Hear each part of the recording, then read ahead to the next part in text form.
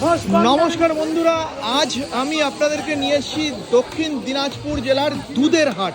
এখানে দেখুন গ্রামের মহিলারা কিন্তু বাড়ির গরুর দুধ দুইয়ে হাটে এনে বিক্রি করছেন। দেখুন এ পাশে দেখুন, এ পাশটাতেও দেখুন, দেখুন একের পর এক দাদারা, দিদিরা, মাসিমারা দুধ এনেছেন। কি দাদা, দুধ বিক্রির জন্য আনছেন? হ্যাঁ, বিক্রি। কত দামে বিক্রি করবেন? ঠিক নাই, 40-ও যায়, 35-ও যায়, রোজ 30-ও বসে যায়। দুধের হাট? রোজ বসে? রোজ বসে। কখন কখন বসে? সকালেও বসে, বিকালেও বসে। সকালে ওই মোড়ে আর বিকালে এই বাজারে। আচ্ছা, কটা থেকে কটা অবধি চলে? এখানে 4টার থেকে একদম সন্ধ্যা 6টা পর্যন্ত।